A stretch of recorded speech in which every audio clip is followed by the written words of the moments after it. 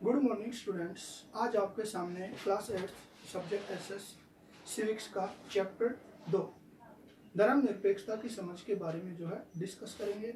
इस अध्याय में हम जो है अध्याय परिचय, अभ्यास के प्रश्न और अन्य महत्वपूर्ण प्रश्नों के ऊपर डिस्कस करेंगे। तो सबसे पहले अध्याय परिचय के बारे में देखिए।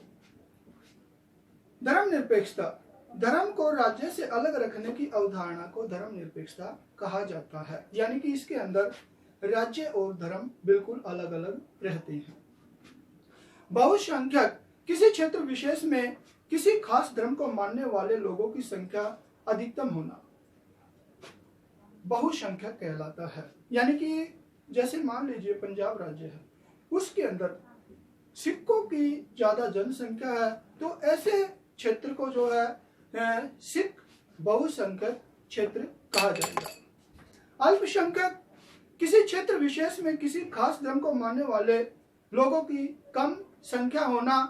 जैसे भारत में सिख अल्पसंख्यक है, जैसे पंजाब में वे बहुसंख्यक थे, इसी तरह पूरे भारत के अंदर सिखों की जनसंख्या कम है, तो वे अल्पसंख्यक की श्रेणी में आते हैं। धर्मनिरपेक्षता के मुख्य पहलू कौन कौन से हैं? धर्म को राज्य सत्ता से अलग रखना, सभी धर्मों की रक्षा करना, सभी धार्मिक समुदायों को बराबरी का दर्जा देना, किसी प्रकार का धार्मिक कर न लगाना, ये जो है आपके धर्मनिरपेक्षता के मुख्य पहलू हैं। हस्तक्षेप की नीति, इसका मतलब है कि सभी धर्मों की भावनाओं का सम्मान करने और धार्मिक क्रियाकलापों में दखल न देना। यानी कि अगर कोई धर्म जो है अपने नियमों के अनुसार सही आचरण कर रहा है, किसी दूसरे धर्म में हानि नहीं पहुंचा रहा है, तो सरकार जो है उसके अंदर किसी प्रकार का कोई इंटरफेयर नहीं करेगी। इसे जो है हस्तक्षेप की नीति कहा जाता है। हस्तक्षेप की नीति, धार्मिक वर्चस्व को रोकने के लिए राज्य कुछ पाबंदियां लगा सकता है, जैसे धर्म के नाम पर अलग अलग करने और भेदभाव को बढ़ाने।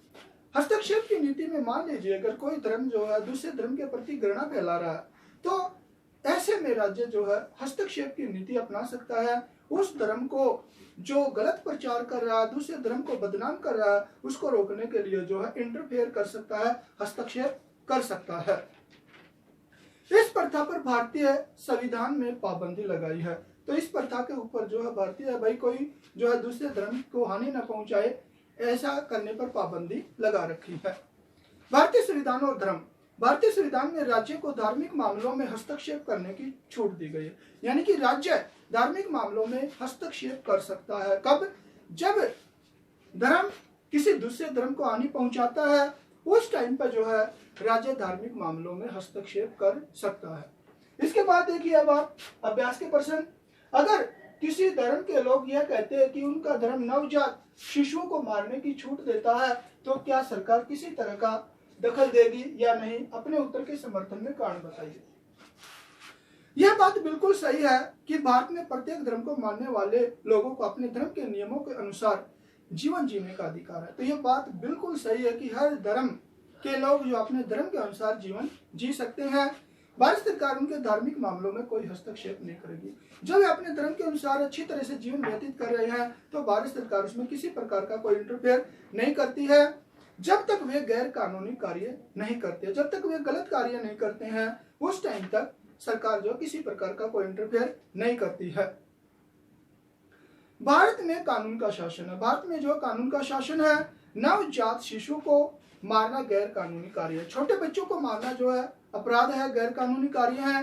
किसी धार्मिक समुदाय के द्वारा ऐसा करना एक अपराध है, और एक धार्मिक समुदाय अगर छोटे बच्चों को मारता है तो वो गलत है, गैर कानूनी है, और सरकार का इस प्रकार के मामले में दखल देना सर्वदा उचित है। अगर कोई धर्म छोटे बच्चों को मारता है, तो सरकार इस मामले में जो इंटरफेयर करती है वो बिल्कुल सही है, और सरकार ऐसे मामले में इंटरफेयर कर सकती है। किसी भी धर्म को जो इस प्रकार की आजादी नहीं देगी। नेक्स्ट क्वेश्चन आपका, एक ही धर्म के भीतर अलग अलग दृष्टिकोणों के कुछ उदाहरण दीजिए। धर्म एक है, लेकिन उसके अंदर जो है आचरण करने वाले अलग अलग नियम है। हिंदू धर्म में, हिंदू धर्म के भीतर विभिन्न दृष्टिकोणों को मानने वाले अनेक समूह है। यानी हिंदू धर्म के अंदर भी जो है अनेक समूह है। सनातन धर्मी मूर्ति पूजा में विश्वास करते हैं। जो सनातन धर्मी है वो जो है मूर्ति पूजा में विश्वास करते हैं। इसी तरह आर्य समाजी मूर्ति पूजा में विश्वास नहीं करते। दूसरी तरफ जो आर्य समाजी हैं वो मूर्ति पूजा में विश्वास नहीं करते हैं। हिंदू धर्म है, लेकिन हिंदू धर्म में इन समूहों के आचरण अलग अलग हैं। इस्लाम धर्म में शिया और सुन्नी दो मतों को मानने वाले लोग हैं। जो मुस्लिम हैं जिनका धर्म इस्लाम है उसके अंदर भी जो है शिया और सुन्नी दो मतों को मानने वाले हैं। इनके सामाजिक और धार्मिक आचरण के नियम अलग अलग है। तो इनके जो धार्मिक आचरण के नियम है वे भी अलग अलग हैं। उसके पश्चात है सिख धर्म। सिख धर्म में भी अनेक विचारधाराओं को मानकर चलने वाले लोग हैं। इनमें केशधारी, नामधारी। तो इनमें जो है कोई जो है सर के ऊपर बाल रखने वाले हैं, कोई अपने मन के अंदर नाम स्मरण करने वाले हैं। जैन धर्म के श्वेतांबर और दिगंबर संप्रदाय है। यानी जैन धर्म में भी दो संप्रदाय हैं, एक श्वेतांबर और दूसरा दिगंबर। श्वेतांबर संप्रदाय जो है वो जो है अपने शरीर पर सफेद वस्त्र धारण करता है, और जो दिगंबर संप्रदाय है वो अपने शरीर पर वस्त्र धारण नहीं करता है। तो इस तरह से जो है भारत के अंदर भी जो है एक धर्म के अंदर अलग अलग आचरण करने वाले समुदाय हैं। इसके बाद आपका धार्मिक सहिष्णुता का क्या अर्थ है? धार्मिक सहिष्णुता का अर्थ है दूसरे धर्मों के प्रति उदारता का भाव रखना। यानी कि दूसरे धर्मों के प्रति सहनशीलता की जो भावना रखी जाती है उसे धार्मिक सहिष्णुता कहा जाता है। धार्मिक सहिष्णुता हमें आपस में मिलकर रहने का पाठ पढ़ाती है। जो धार्मिक सहनशीलता है वो हमें यह कहती है कि सभी धर्मों के लोग आपस में मिलकर रहें।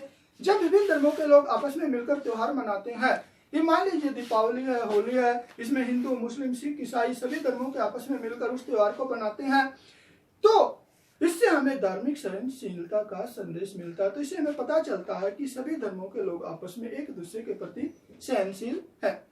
नेक्स्ट क्वेश्चन आपका, भारतीय धर्मनिरपेक्षता की मुख्य विशेषताएं बताइए। भारतीय धर्मनिरपेक्षता की जो मुख्य विशेषताएं हैं वो इस प्रकार है। सन 1976 में भारतीय संविधान में 42वें संशोधन के द्वारा धर्मनिरपेक्ष शब्द को संविधान की प्रस्तावना में जोड़ दिया। तो हमारे देश की जो प्रस्तावना है उसके अंदर जो है 42वें संशोधन के द्वारा 1976 के अंदर धर्मनिरपेक्ष शब्द को जोड़ दिया गया, यानी भारत धर्मनिरपेक्ष हो गया है और भारत को एक धर्मनिरपेक्ष राज्य घोषित कर दिया गया है। और इसकी जो विशेषता है वो इस प्रकार है। भारत का कोई राजकीय धर्म नहीं है। भारत एक धार्मिक राज्य नहीं है। तो भारत एक धार्मिक राज्य नहीं है, राज्य का अपना कोई राजकीय धर्म नहीं है और भारत का अपना भी कोई राजकीय धर्म नहीं है। किसी भी सरकारी या सरकारी सहायता से चलने वाले शिक्षण संस्थाओं में किसी धर्म विशेष की शिक्षा देने की मनाही है। चाहे सरकारी शिक्षण संस्थाएं, चाहे निजी शिक्षण संस्थाएं, किसी भी शिक्षण संस्थान के अंदर धार्मिक जो शिक्षा है वो नहीं दी जा सकती, उसके ऊपर पाबंदी लगाई हुई है। धार्मिक स्वतंत्रता का अधिकार। भारतीय संविधान प्रत्येक भारतवासी को अपने धार्मिक रीति रिवाजों के प्रचलन की आजादी देता है। तो जो धार्मिक स्वतंत्रता है, तो हर जो धार्मिक समूह है अपने धर्म के अनुसार जो है आचरण कर सकता है, वो स्वतंत्र है, लेकिन इससे किसी दूसरे धर्म के लिए खतरा पैदा न हो। लेकिन एक विशेष बात का ध्यान रखना है कि इससे किसी दूसरे धर्म को हानि न पहुंचे। थर्ड पॉइंट है हस्तक्षेप की नीति। भारत सरकार लोगों के धार्मिक मामलों में किसी प्रकार का कोई हस्तक्षेप नहीं कर सकती। लोग अपने विश्वासों के अनुसार अपना धार्मिक आचरण कर सकते हैं। यानी कि ये भी कहा गया कि भारत जो है किसी भी समूह के, किसी भी धार्मिक समूह के जो धार्मिक मामलों में इंटरफेयर नहीं करेगी जब तक वो किसी दूसरे समुदाय को हानि नहीं पहुंचाता है। सरकारी सेवाओं में अवसर की समानता। भारतीय धर्मनिरपेक्षता सरकारी सेवाओं में सभी नागरिकों को, चाहे वे किसी भी धर्म से संबंध रखते हैं, समान अवसर प्रदान करती है। तो भारत के अंदर जो है चाहे किसी भी धर्म को मानने वाले लोग हैं, सरकारी नौकरियों के अंदर वो जो है मतलब स्थान पा सकते हैं। धर्म के नाम पर उनके साथ किसी प्रकार का भेदभाव नहीं किया जाएगा। धार्मिक करों का उन्मूलन। भारतीय संविधान में यह स्पष्ट किया गया कि किसी भी नागरिक से कोई भी इस प्रकार का कर नहीं लिया जा सकता जिनका